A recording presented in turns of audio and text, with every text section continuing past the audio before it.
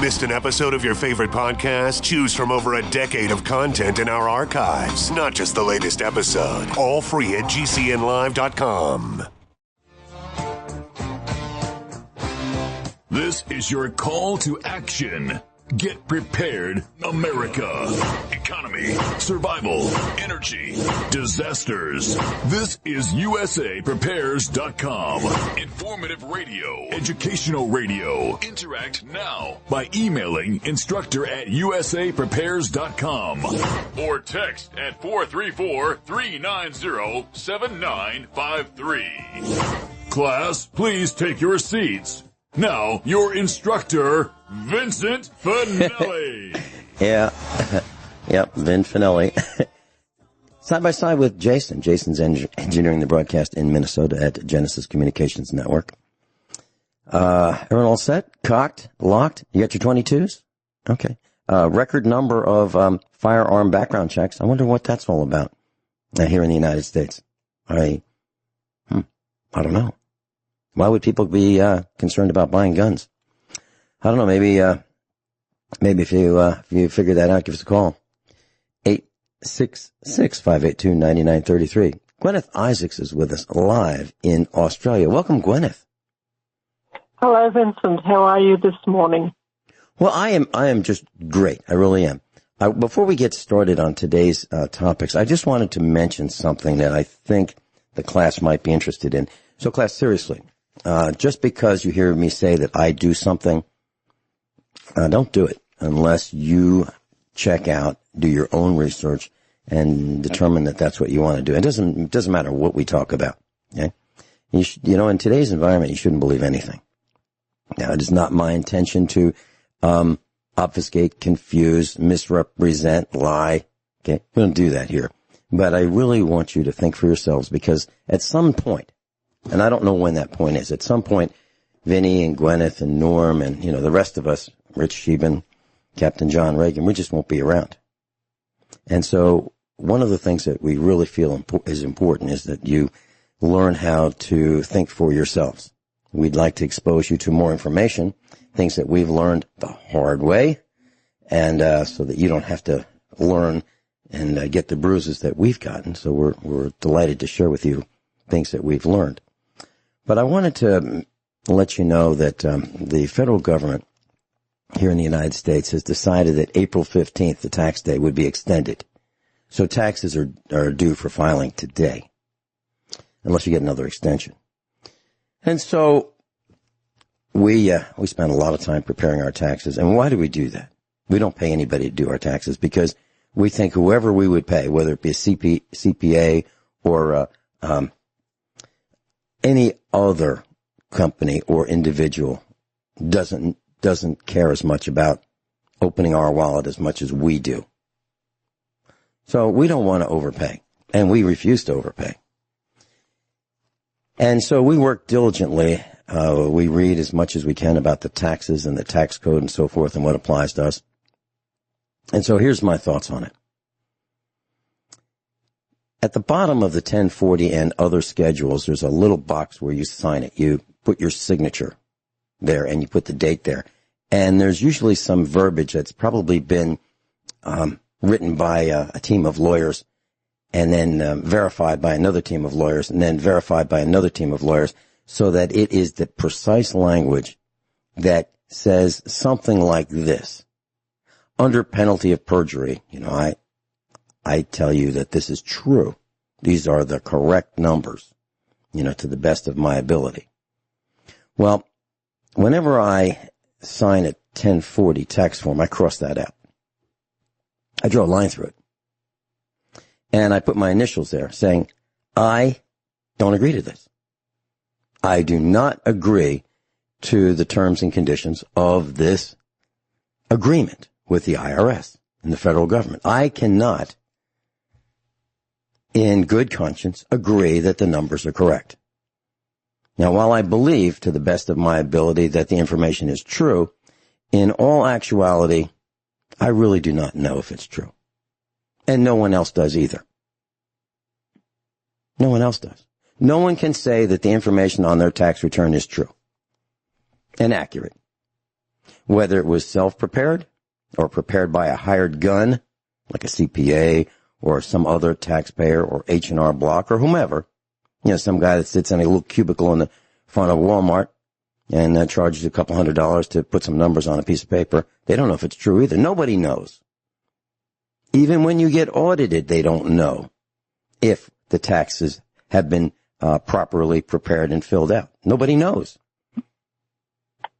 So I don't know if I've included all my expenses. I don't know if I've complied with all the tax changes. I don't know. So I cross that out. And I say I don't agree to it.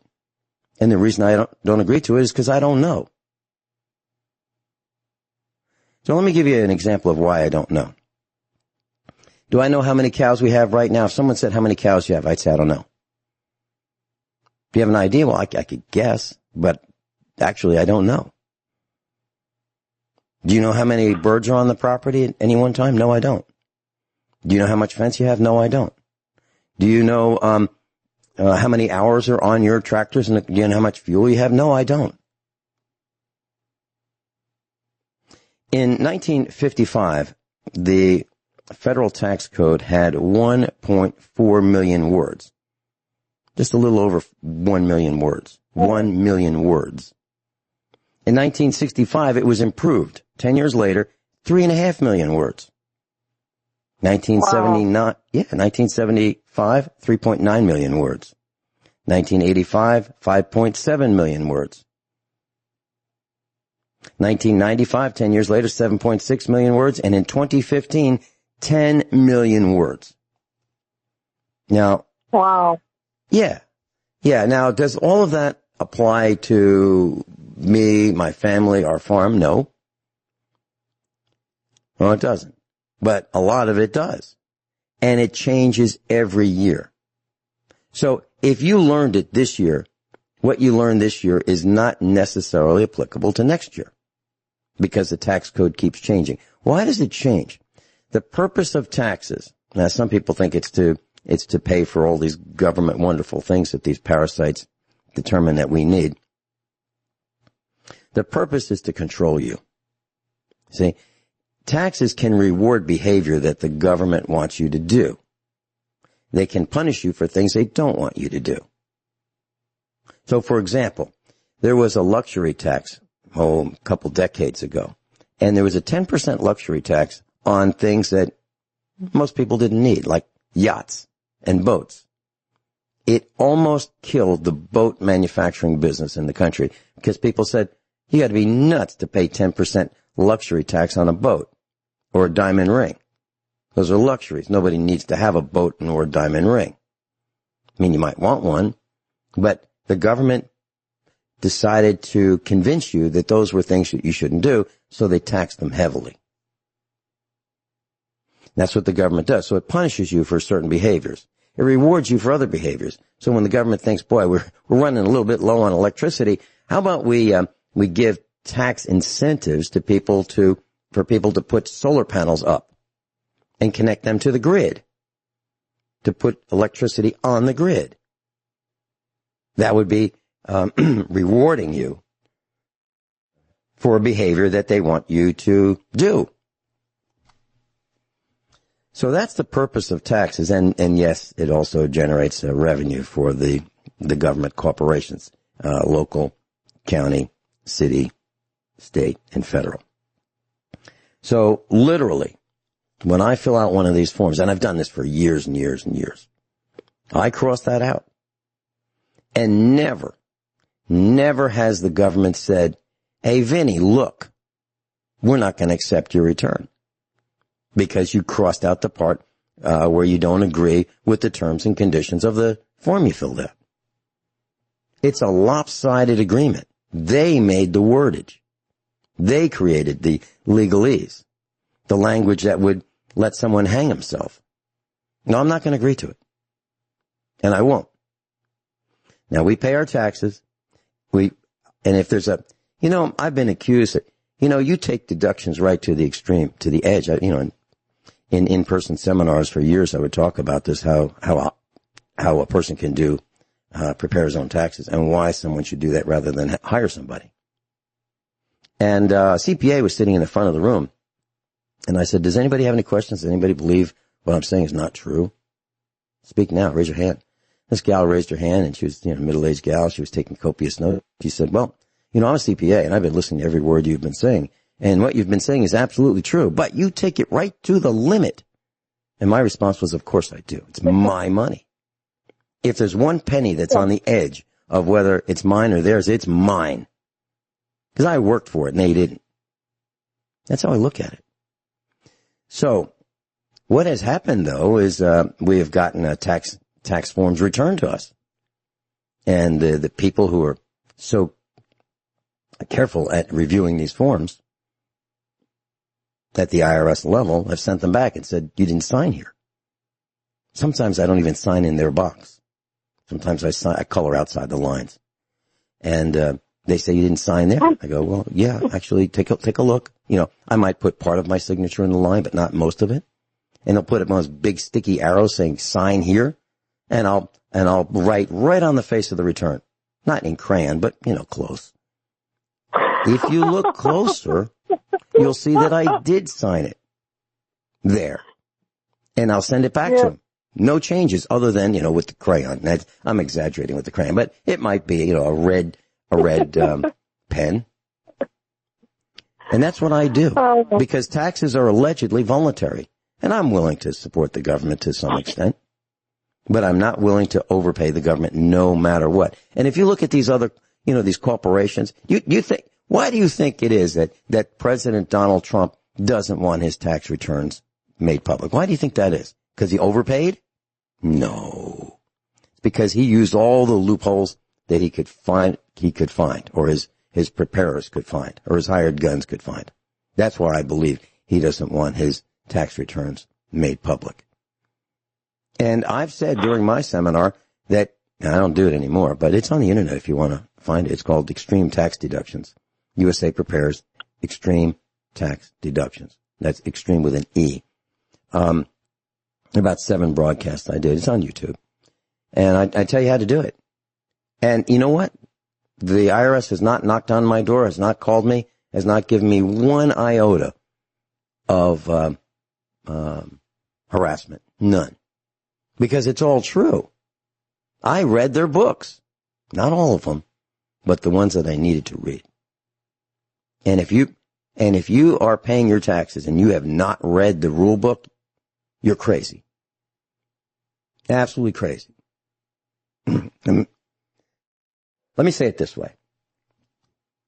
If you were playing baseball as a young child and, after grammar school and, one guy had a ball and one gal had a glove, another one had a bat.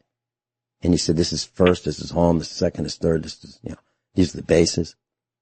And you played, and then you were called out for hitting a home run. You said, what do you do? What are you talking about?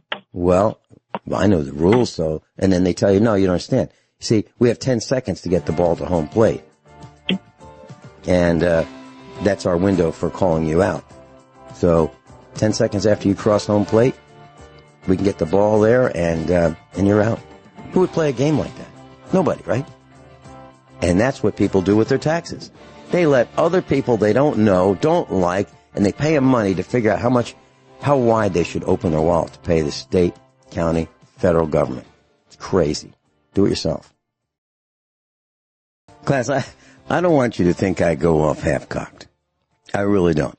When I prepare our taxes, and pretty much everything I do, I am cocked and locked. Literally. So when I'm audited, I've got my notes on the margins of their books.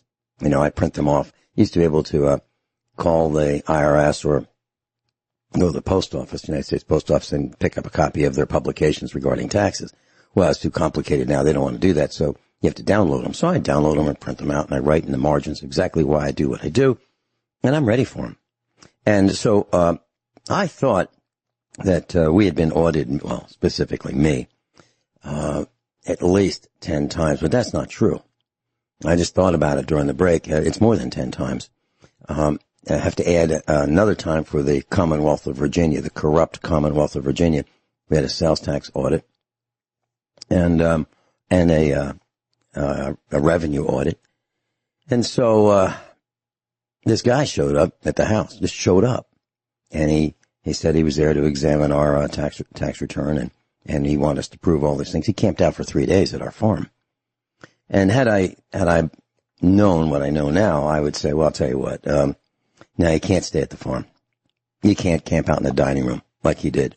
I would say, well, I'll tell you what, if you want to go out there on the curb, well, we didn't have a curb, but on the side of the road, and you bring your own table and chair, I'll make sure you have water. So just, give us a call and I'll bring out some fresh water for you. But, I wouldn't let him in the house again. So that was 20 years ago. Yeah. But there's one other thing I wanted to say. And that is when the state of Missouri came after my family for unpaid sales tax.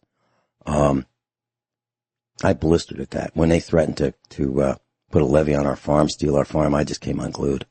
And I went after those parasites, with a vengeance. And I gave out their names and numbers on the air for a week.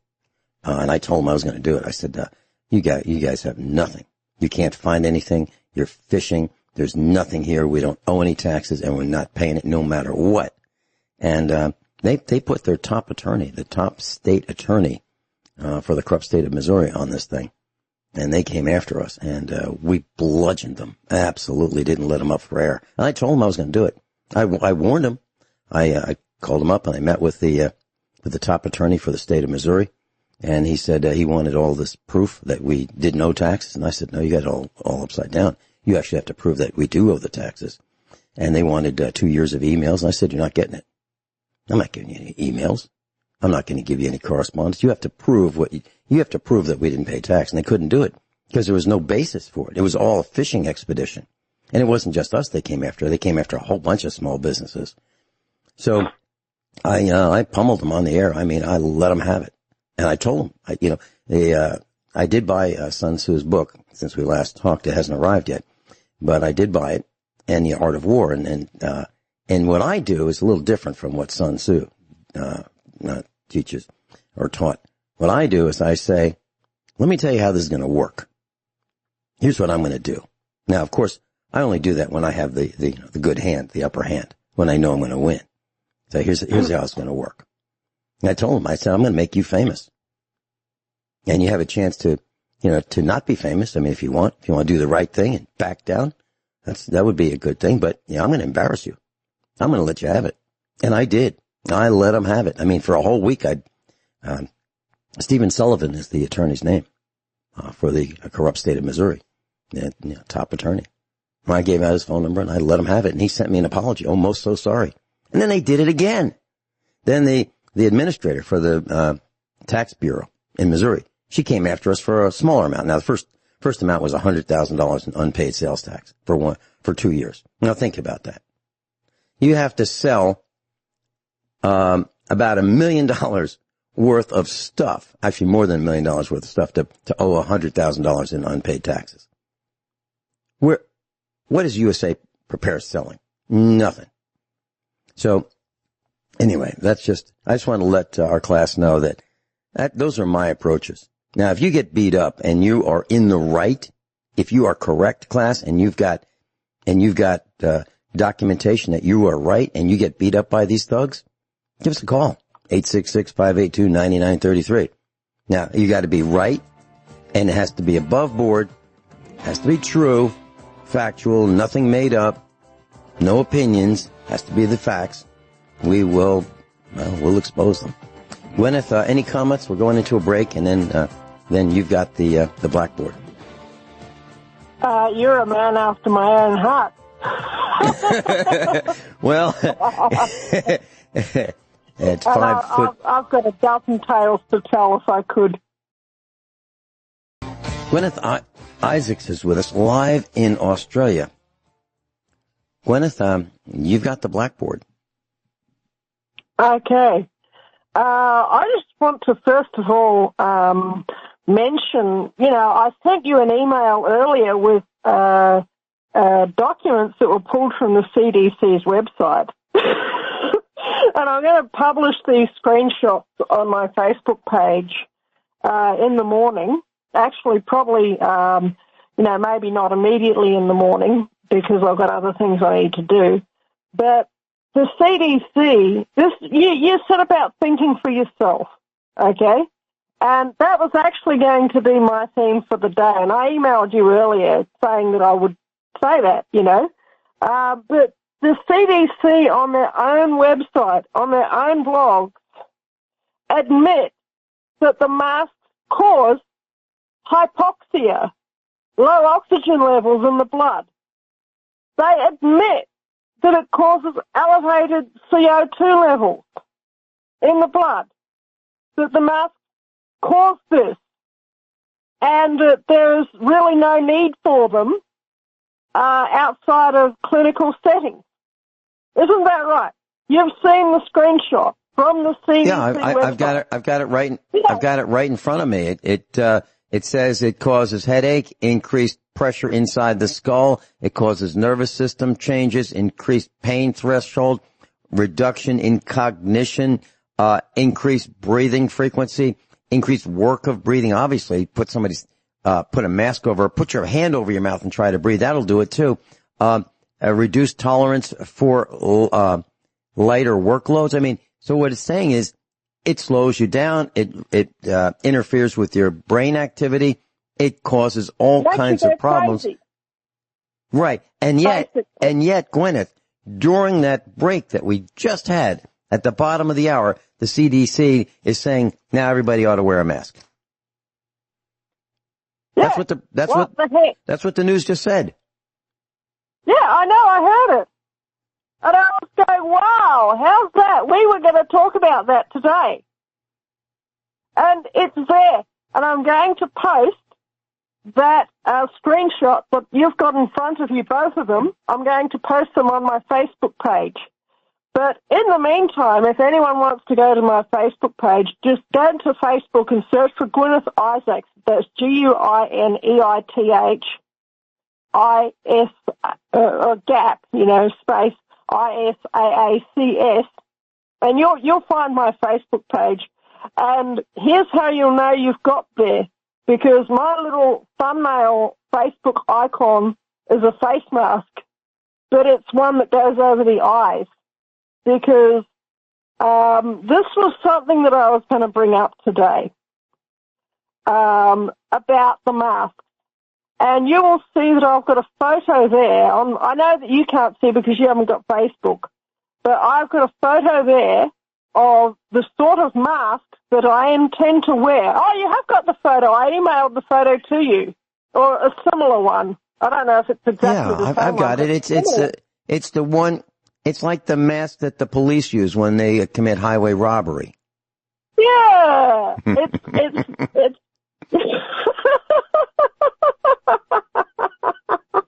Yeah, and I'm going to. I wrote in a Facebook post on a group that I go and frequent sometimes just to sort of hang out and have fun, called the Pirate Nation. If you want to go to the Pirate Nation, you'll see a lot of my posts there, and I go there to have fun because it's sort of. But I posted that same or a similar photo to that on the Pirate Nation, and boy, did it set the cat among the pigeons. Because people called me an idiot. They said, mate, who are you? Blah, blah, blah, blah, blah, and all of this. And I said, listen, I'm a scientist, and I know what hypoxia does. It's really, really damaging. It kills your brain cells. It makes you crazy. It increases your heart rate. And me personally, I could never wear a face mask because I have a nasal congestion issue that I've had since I was 6 years old. And it means that I have to blow my nose about every half hour. I have to stop and blow my nose, and it's just mucus every half hour. And I've had to do that since I was 6 years old. It's not any infection. It's just over, and my mum took me to so many doctors to see what was wrong. They couldn't figure it out, and they ended up just giving me a diagnosis of overactive adenoids, the adenoid being the gland that produces nasal mucus. I couldn't wear one of those masks. suffocate because I can't really breathe too well through my nose, you know. So if they bring this law in here, I'm just going to go into town dressed as a highwayman. Because I'll tell you why else. For one thing, it's a protest against their horrible, horrible system. And for another thing, they have got all these facial recognition cameras installed all over the place. And they have a photo of just about everybody because all of the driver's licenses now, all over the world, they're all photo IDs. So if you've got a driver's license, they have got your photo in a database, in a government database. And they will be, if they see your face, you know, uncovered, then they'll send you out that $2,000 fine or whatever it is in the mail because they have your photo and they have your name and they have your address, and all that they'll have to see is your face on a security camera or on one of these facial recognition cameras that they have in the public street. And they'll go, oh, yeah, there's so-and-so. There's Joe's six-pack. Oh, look, he's not wearing his mask. You know? And they'll be able to recognize that it's you because you won't be wearing a mask because you don't agree to it. And I say if anyone wants to go down the street without a mask, that they absolutely should. But they should also be aware that it's a trap. And it's entrapment. And you'd better be prepared to fight them in court over this if you want to go out without a mask. And if they ever bring that in here, I am going to go out with my face obscured, but I am not going to have my nose and mouth covered because that's just absolutely ridiculous. Even if I didn't have this health issue, it would be bad for me as an ordinary person. I'm not going to kill my brain cells for anyone. They can go and jump in the lake. Does that make sense, Vincent? Yeah, lead first. Yeah, you know, Washington, D.C. With a set of concrete gumbo song. Yeah, Washington, D.C. was named after President George Washington, the first president of this area of the world. And there's a move afoot to rename Washington, D.C., which is not a state, to something else other than Washington, D.C. And there's also a move afoot to change the status to statehood. And I was thinking about this as you were saying it. And, you know, there are a number of names have been floated as to what this particular corrupt area should be called. And you said it. You said it, Guineith. I believe you said Pirate Nation. That's what it should be called. Yes. The Pirate Nation. Well, that's about how it is, because this was another thing that I recently posted actually on the Pirate Nation, is about how the history of piracy and the history of the United States are absolutely bound up together. And until you research it, you don't know that. Even the siege of Fort McHenry, the reason why the British attacked Fort McHenry, okay, which for people who are in the class who may not know, you can Google Fort McHenry and you'll see the story. But your national anthem, the Star-Spangled Banner, was written by a man who witnessed the siege of Fort McHenry.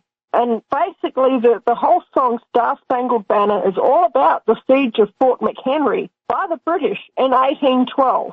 Okay, so a long time after the War of Independence. But yeah, this is it.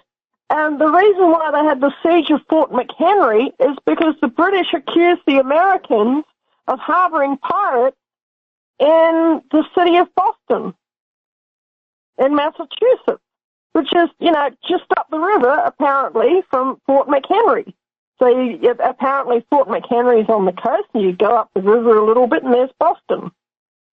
And that's the reason why. And maybe they were, and maybe they weren't. I don't know. But the British were accusing the Americans of harboring pirates. And I think that the Americans have been harboring pirates all along. And it's, something. They're called.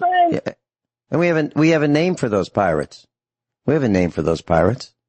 They are called governors. They are called congressmen, and they're called senators. Yeah. And I've been saying, another thing I said, I think, in that same post was, so America is the ultimate pirates' republic. It's like a pirate helltown on steroids. And that has its good side, and it has its bad side. Its good side is that firearms are really, really common in the United States, and you have no idea of the absolute way that gun rights are so precious. Basically here in Australia, we don't have gun rights, okay? And it's a hellish place in a lot of ways because of it. I wish that I could go down to my local big box hardware and pick up a box of 9mm. I wish I could. I can't.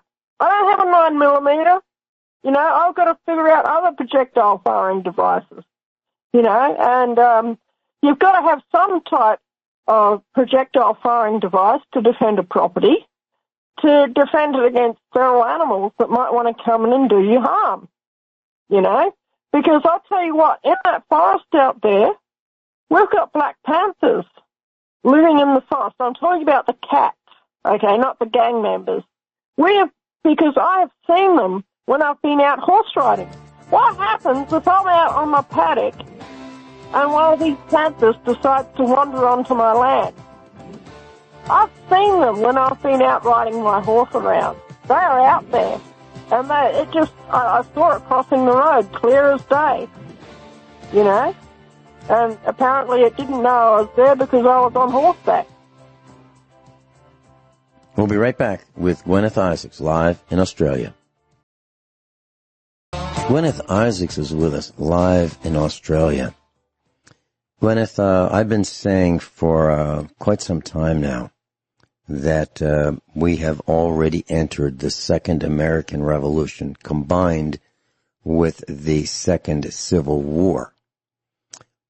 What are your thoughts about the French Revolution and what's happening here in the United States? Any comments? Okay, I would say that there are definitely parallels. The French Revolution, actually Thomas Paine, spent quite a bit of time in France during the French Revolution, and then he came across to the United States because, and he warned George Washington, Thomas Jefferson, Ben Franklin, and all the rest of them against what was happening in France, because they ended up just cutting the heads off everybody in the French Revolution. The Jacobins are basically communists, and that's what they did. And I can see that there is a strong possibility of that happening in the United States, of people getting that bloodlust for just killing people that they think are the problem.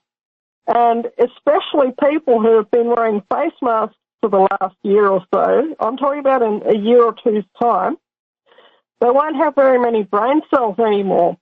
But people are believing whatever the box in the corner tells them. Whether the box in the corner is a computer or a television, it doesn't matter at this stage. They've forgotten how to think for themselves. They've forgotten how to have their own conscience. This is the same thing that happened in the French Revolution. They got into a piranha or pit bull state of mind. And that is something that we all have to be really, really careful of in this situation. It's what went wrong with the French Revolution. They got into a piranha or pit bull state of mind where they saw a rich person and they just put the cuffs on them, and they put the manacles on them, and they put them in a cell, and then on Sunday or whenever it was, when nobody was working, they just drew them out of the prison and just chopped their heads off. And if anybody wants to get a fairly realistic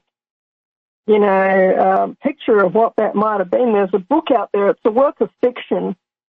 It's called The Scarlet Pimpernel. And they should read The Scarlet Pimpernel because that's pretty accurate. It was written by a lady called Baroness Orczy. That's Orczy. And she wrote this book, and it's pretty accurate as to how things went down in the French Revolution.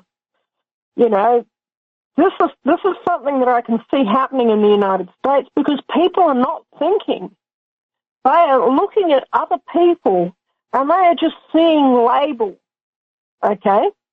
So, for instance, there was a woman just recently, just in the last week or so, in the United States. I heard about it today because I listen to some American radio shows while I'm doing my gardening and that. There was a woman, and she was standing and talking to a group of people, and they were saying, yeah, Black Lives Matter, yay, Black Lives Matter. And she said, well, actually, all lives matter. And do you know what they did to this woman? They beat her to death.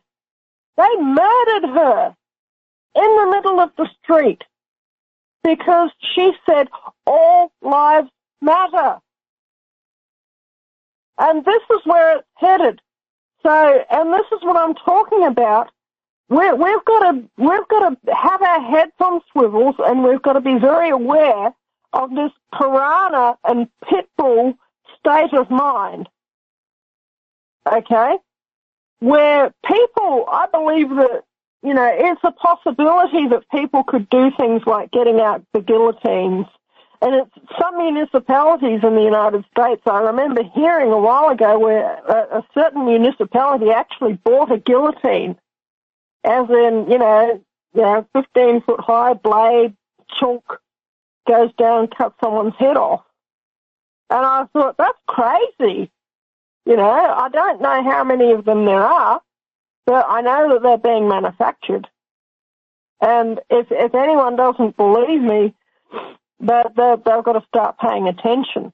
But even that aside, okay, even put all that to one side, that's not the biggest danger. The big danger is, okay, that firearms are so common in the United States, and I would advise anyone who's able to in the United States to go and get a firearm now and go and get a good stack of ammo now while you can, if you're able to. And, I mean, if you're there and you can get in touch with the Guns 80 guys or the Mech Check guys or whoever and get that organised, because this is going to get hot and it's going to get dangerous fairly quickly. Does that make sense, Vincent? It absolutely does make sense. We've been saying got 22s for quite a while. We've been talking about guns for quite a while. We'll be right back with Guineith Isaacs right after top of the hour news and commercial announcements. Everyone all set? Cocked? Locked? Got 22s? And when I say got 22s, it's just, a starting point. That's not, you shouldn't end with 22s. You should go bigger, right?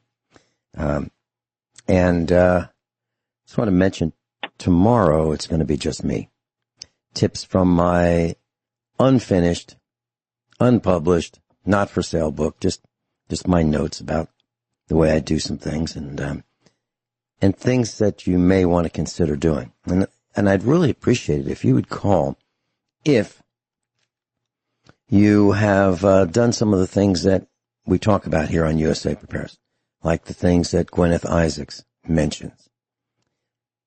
If you've done some of those and if you tried them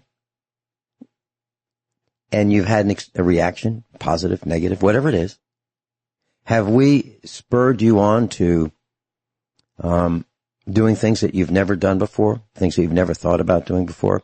Maybe thought, maybe I shouldn't do this because I've never done it. Have we encouraged you? Have you done things?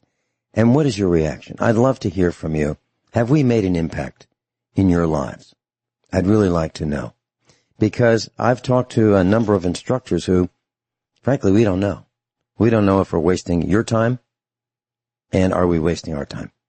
And if we are, there's no need to waste anybody's time. We'll just go away. But if we have made some kind of a difference, we'd love to know about it. And that number to call is 866-582-9933. 866-582-9933. I have a comment about what I just heard on the news, top of the hour. Hyundai is an Asian company, and they just recalled 272,000 U.S. cars. There's a problem with an electrical outlet in the dash that can overheat and cause a fire. Now, what would cause that? Well, it's really easy. If the wiring is undersized for the purpose, the wire will get hot, the insulation can burn, cause a fire. If the materials, the plastics that are used, if they're flammable, substandard, and the wiring overheats and cause a fire. If the connectors that are used are substandard and they can't carry the current, they can overheat and cause a fire. If the fuse is oversized, meaning allowing too much current to go through that circuit, that can cause the wire to overheat and cause a fire. All of those things could be prevented by proper engineering, proper wire size, proper connector size, proper plastics, proper temperatures of which the plastics become flammable. All of those things could have been prevented. 272,000 cars in the United States recalled because of a defect as simple as could be prevented by what I just said. And that's just Hyundai. And that's the one they got caught with. Yeah. What about all the other defects that they haven't been caught with? And it's not just Hyundai, it's General Motors, it's Ford, it's Fiat Chrysler, it's everybody. It's all these manufacturers that are trying to cheat us. Guineith, any comments? Yeah, I think that all of the manufacturing is going to go away fairly soon. In fact, that's another thing that they were saying. They were saying about factory closures. And yay, factory production is up slightly in this quarter. Yeah, but it's still below what it was this time last year, way below, something like 75% less than what it was at this time last year. Uh-huh. And right. That's a very good point you're making. Because it's up from way, way, way down. Right. That's correct. It's up. Yeah. But from way, way down. Right. Mm-hmm. It was from way, way down. And the thing is, it's not coming back. And this was another topic that I had on my schedule today to talk about. So it would be handy if we could segue into that right now. Sure, let's do that. Yeah, because you're going to have to think about, in the class, you're going to have to think about what happens when the stuff that you have doesn't work like it used to once upon a time. And when you can't get parts to fix it, what's going to happen? And there's a lot of people out there, for example, who, they thought, oh, well, I don't want to be bothered with car repairs, and I can see that fuel might not be available too much. I'm going to get a bicycle. Okay? And personally, I can't really ride a bike too well anymore because it's too hilly around here. And, I'm not as young as I once was. So I've opted for the course of doing horses. And that's how I get around these days. And I don't really drive because I get harassed by the blue team when I drive. They harass me sometimes when I'm on horseback as well, but oh well, there we go. But you've got to think about where these parts are going to come from to even fix your bicycle. Because my son at the moment has a problem with his bicycle with getting parts. He needs an 18-inch, sorry, not millimeter. Oh. And he needs an 18-inch wheel for his BMX bike. And do you know something? He went into the bike store, and in the good old days, you could walk into any bike store and say, okay, I want an 18-inch BMX wheel, and they would sell you an 18-inch BMX wheel. But he would have to order it in, and then he would have to wait for it to arrive. And this is not a big, complicated purchase. This is an 18-inch wheel for a BMX bicycle. And he cannot order one off the shelf in town. And, we're going to have another go tomorrow, or whenever we go into town, whenever that is, we're going to have another go at getting his 18-inch wheel for his BMX bike. But until then, there's, they don't seem to be out there. And that's crazy. So, I've been thinking what I should do, because I can see that a lot of these sorts of parts are going to go away. So I decided to do something, and that was that I bought a 3D printer. I've got it on order. It's yet to arrive. But the thing is, you could potentially, in part, you would not be able to make the whole thing at once. Okay, because it would be too big to fit inside the print bed. But you would be able to make, in part, even something like a BMX wheel in a 3D printer. You could actually do that, But that's just one example. Name anything, like the crankshafts for the pedals themselves. You could even make the chain for the BMX bike. You can make a replacement BMX bike chain on a 3D printer. Did you know that, Vincent? You can make a house with a 3D you printer.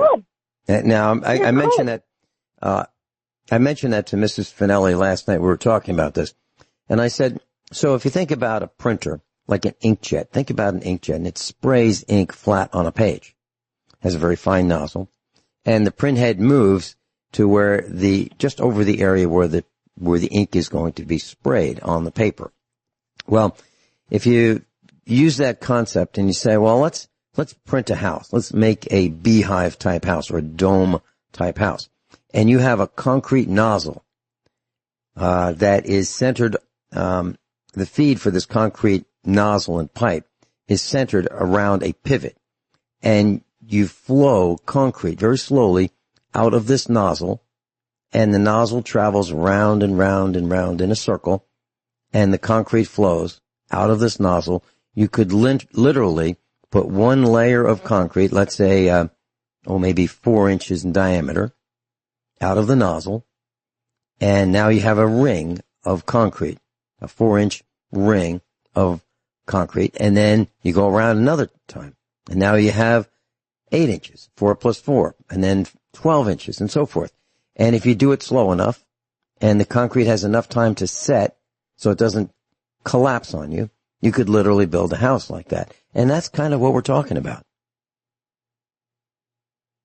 You can build a lot of things, but you have to have the right but you have to have the right materials, the right ink, if you will, the right composite.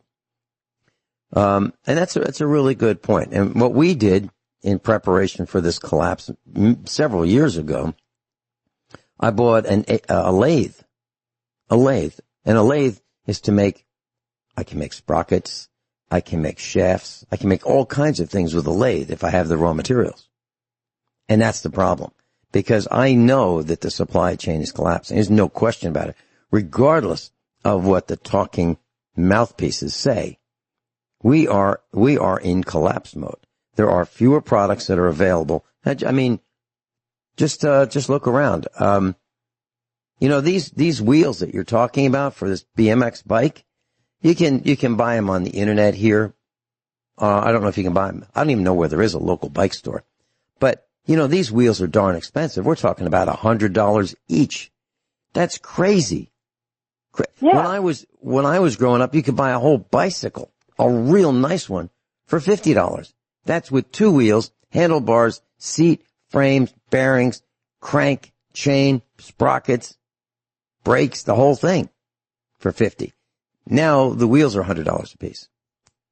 That's without the tires and the tubes. That's right.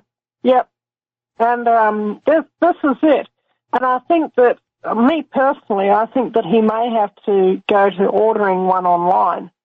But something like a bike wheel, I like to order it in a shop. I like to see it in a shop before I commit to buying it, because this thing is going to be carrying my weight, or it's going to be carrying my son's weight, and I want to see the quality of it before, we hand over the money.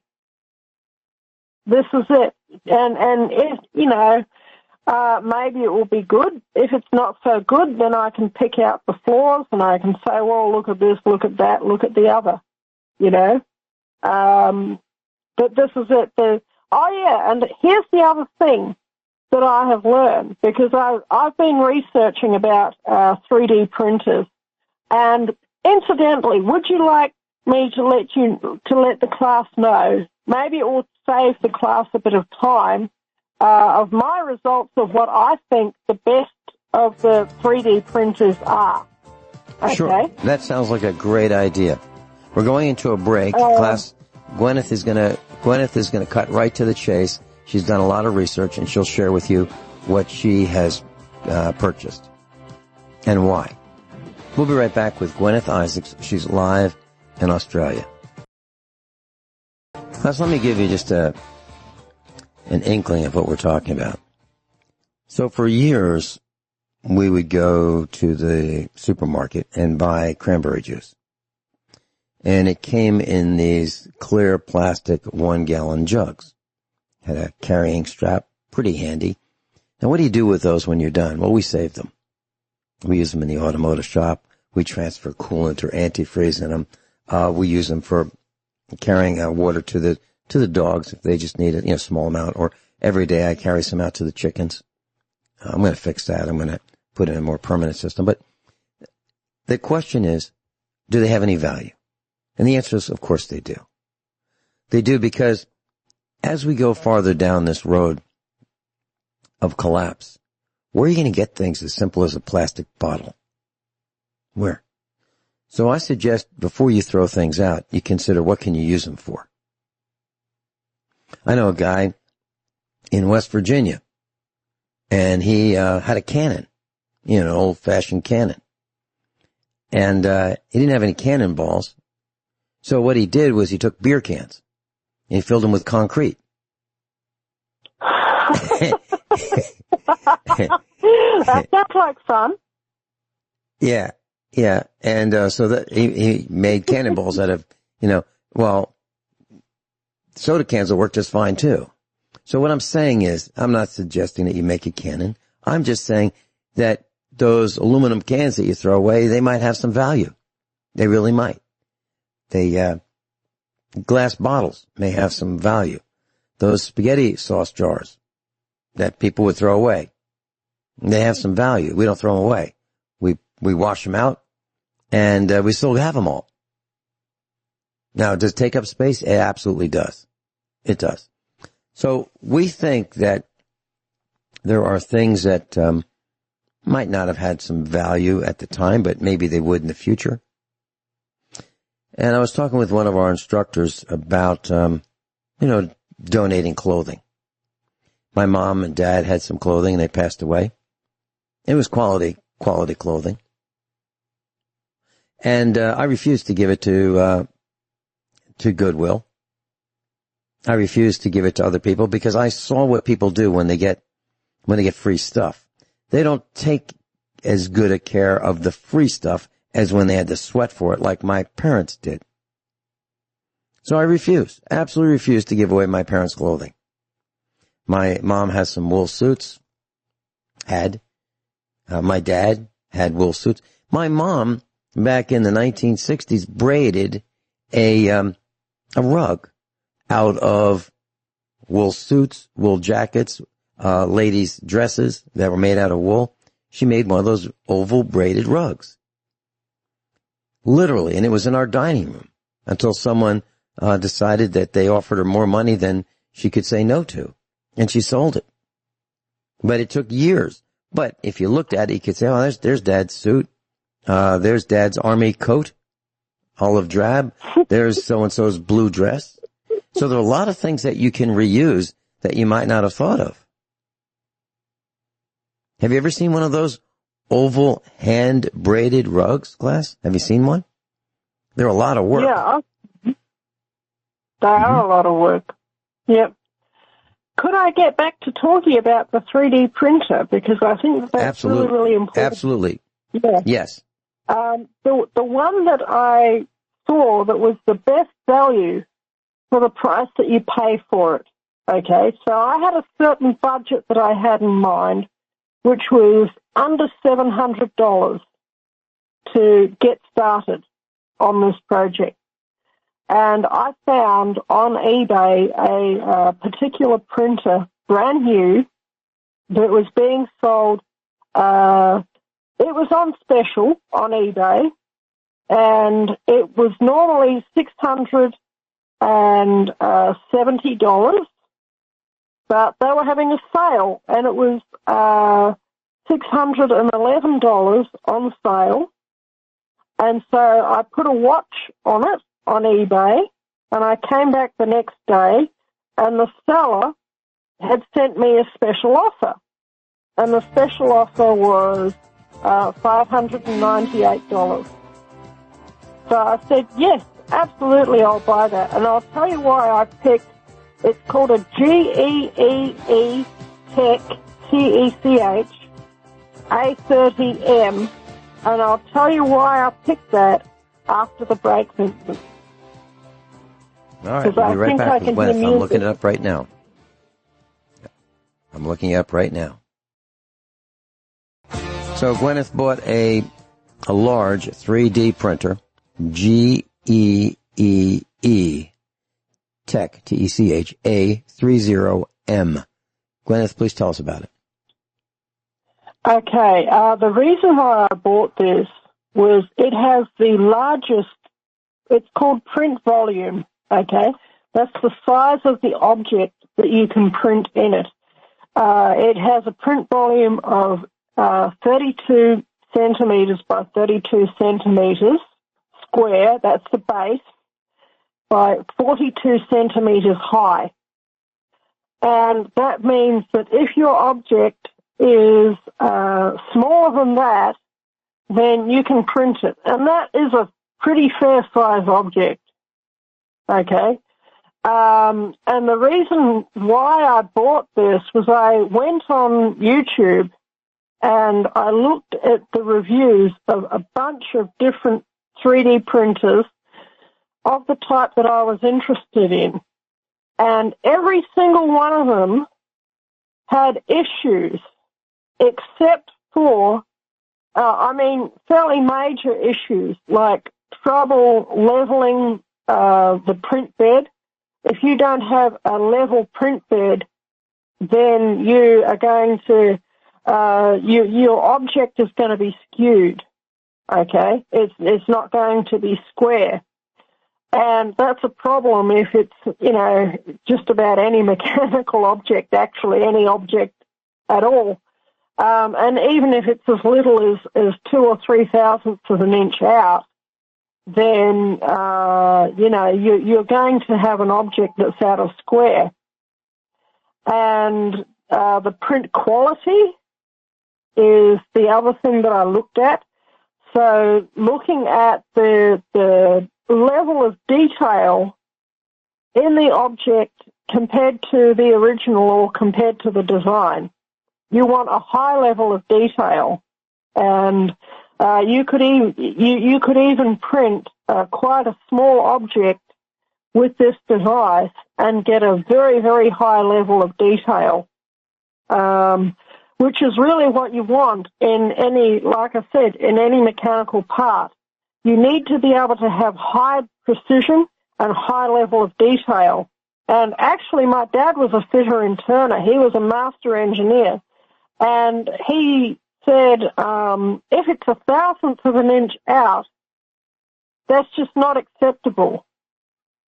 And he would frequently go to, tolerances of, 1/3,000th of an inch, 1/4,000th of an inch, 1/5,000th of an inch, and even more, even final levels of detail than that. And if you think of how much 1/5,000th of an inch is, that's incredibly small. That's an incredibly small margin of error. Okay? But, I said, well, how much is 1,000th of an inch, Dad? And he said, it's the width of a human hair. And he said, in his world of being a master engineer, if it was out by 1,000th of an inch, that just wasn't good enough. That you'd have to go and make the whole part again. And this is what I was bearing in mind when I bought this 3D printer. And it hasn't arrived yet. It'll arrive probably in a week or two. But this is what you have to bear in mind. And so many of the printers, I saw the print results from the reviews on YouTube, and it just wasn't good enough. And about the only one that had the level of detail, the level of precision that I needed was the A30M. And that wasn't the only thing that sold me on it.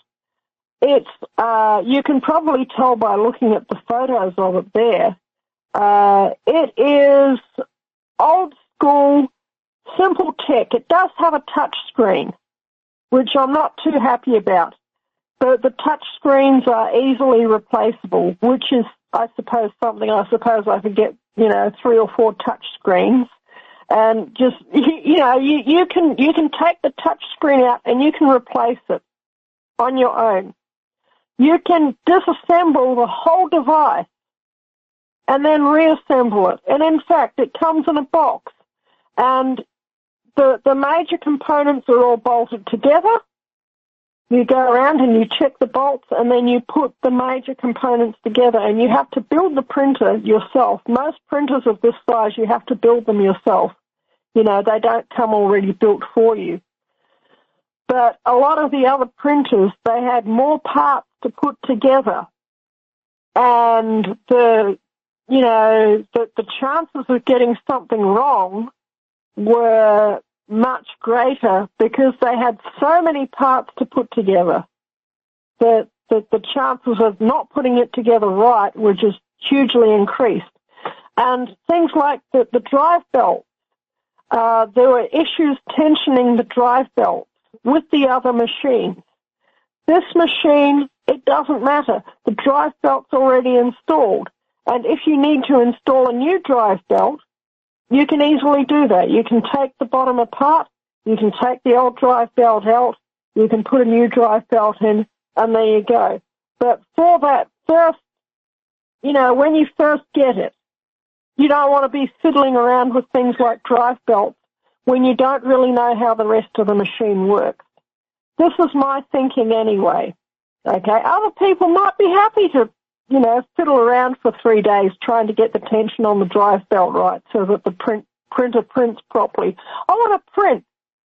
I want to learn how to 3D print without having to worry about things like tensions on drive belts, because that's another thing that can mess up the quality of the print. If your drive belt's too tight, then you're not going to get a good quality print because the motor is going to be slowed down and it's going to the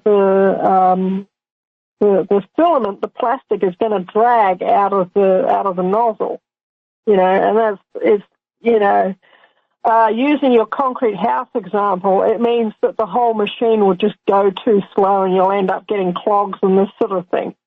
You know, and I don't want to be messing with that. And I like the fact that the whole drive mechanism was all there put together. I didn't have to put the drive mechanism together.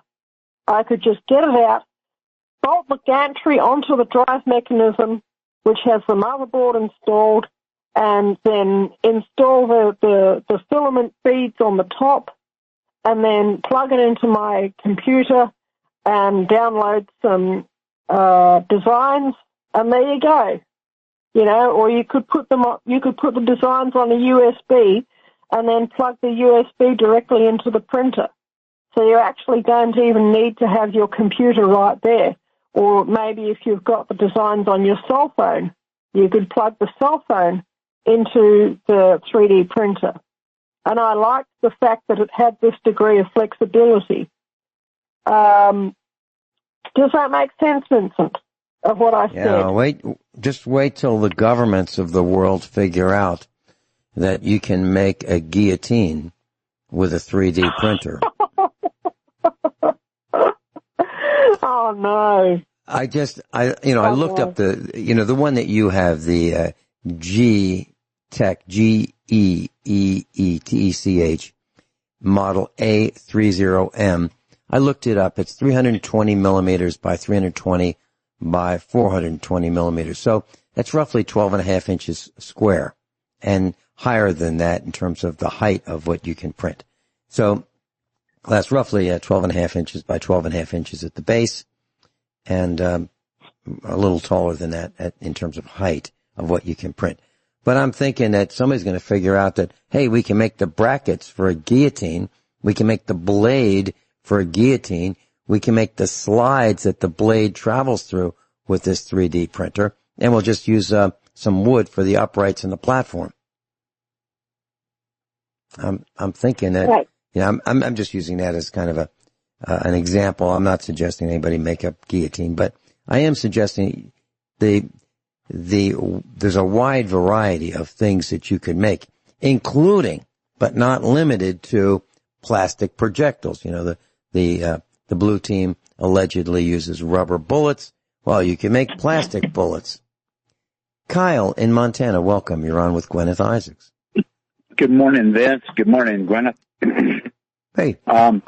I want to jump back just a second for the idea of preparedness mindset that you were talking about before, Vince.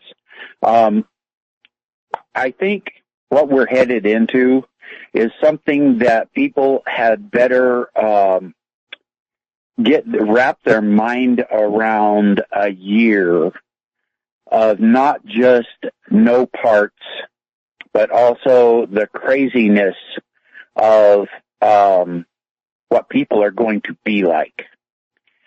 It's not going to be like Little House on the Prairie, where you have decent people to deal with. You're going to be dealing with inept, armed snowflakes. And it's going to be completely different, I think, this time around. I do think one of the reasons that they have allowed so many guns and bullets and all of these things and not really tried to stop it is because they are planning on us killing us off, is what I got the feeling that's really what's the big push here. Because they're going to allow something, whatever it is, to completely take this nation down. And when you think in terms of a year, even though like you and I and Joey and a lot of people are prepared to the best that we can financially and mentally able, like you have said before, Vince, it's going to take one single part that you cannot manufacture yourself to put your car down, to put your weapon down, to put your garden in a state of struggle. You know, if you had to do it all by hand rather than a rototiller, all of a sudden life gets tougher. And it's going to, I think what we're headed into, there's a YouTube, folks, that I would highly suggest that you watch. And, the guy that does it is called Canadian Prepper. And I think the name of it is 2 months into an SHTF, scenario. Just 2 months. And I would highly suggest people watch that and consider it, because it ain't going to be a fight over toilet paper. It ain't going to be a fight over things that are not going to matter. It's going to be a fight over food and survival. Anyway, I agree. I'll hold on if you want me to. If you want me to, then. Gwyneth, any quick comments before we go into the break? 10 seconds about what Kyle said. Yeah, I think you're right, Kyle, and I think I alluded to that earlier, meaning people's brain cells dying. Yeah, we'll be right back. Guineith Isaacs is with us. Kyle's in Montana. David's on the line. Class, just a very quick comment. I know a former cop, and he said to me about, let's say 10 years ago, I don't need to prepare. I got me a gun. That's a quote. I don't need to prepare. I got me a gun. That tells me that what we're facing is a free-for-all. Mad Max, the Purge, the Civil War, and the Revolution, all rolled into one. Gwyneth? Okay, I've got a saying that I say, and that is that you need to be outlaw enough to never be a victim, and you need to be righteous enough to never be a problem. And, I came up with that saying about probably a year or two ago. And, I think that says it in a nutshell. That it does. If people can see that you are a little bit dangerous, probably maybe even more than a little bit dangerous, you are much more likely to get left alone. They're looking for people who are naive. They are looking for people that they can somehow trick or rob easily without any serious consequences to themselves. I think if they can sense that you're not somebody that can, if they can sense that you might get upset if if they rob you, they might think twice about robbing you.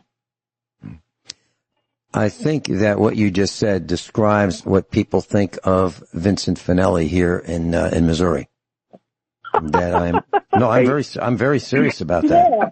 I've told stories. I've told stories over the years. Yes, Kyle? I've got two quick things, and then I'll let Dave get on. Think about this, folks. In this next election, we, patriots, cannot abide a Biden win.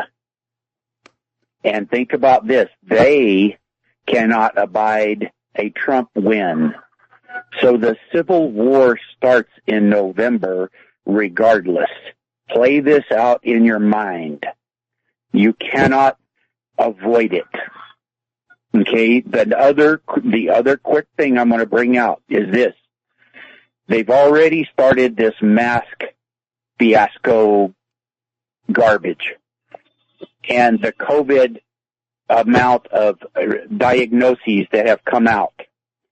There is something else in the pipeline that they are not telling you about that they will hit you with. I guarantee it. Expect it, and so you're not surprised.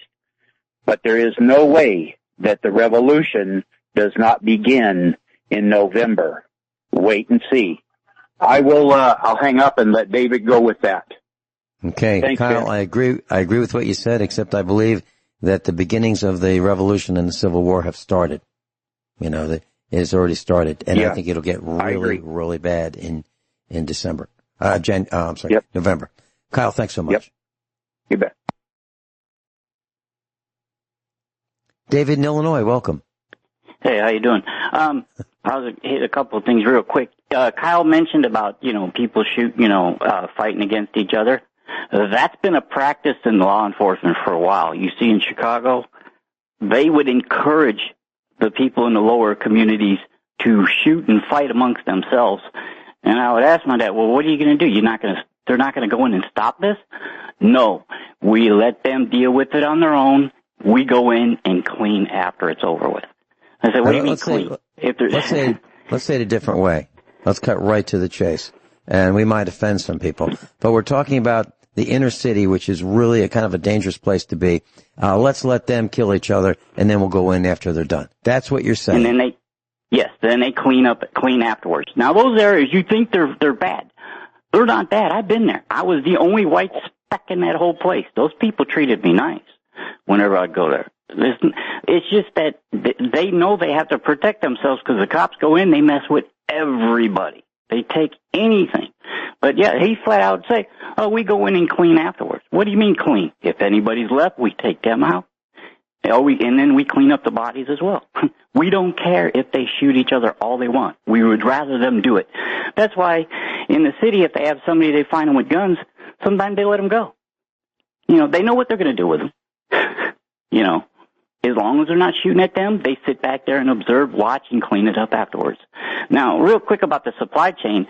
We ordered our new washer and dryer a couple months ago. We got a call. It was supposed to be here this weekend.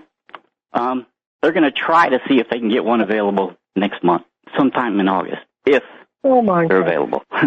That's Maytag. You jinxed me, Guineith, when you brought up appliances. Oh, my gosh. Yeah, I hope you got an agitator type. Yeah. Maytag. Good for you. Good for you. And if you can't get one on Craigslist. Get a used one. Get a Whirlpool. Yeah. Use Whirlpool. Seriously. Yeah. Or maybe get two. Yeah. Yep. All right. David, thank you so much. And if you have any comments tomorrow about any things that I've said or we've said here at USA Prepares, have they impacted your life in any way, class? Give us a call. 866-582-9933. That's tomorrow, just me. David, thank you so much for being with us. Guineith, thank you for staying up late in Australia to share your wisdom.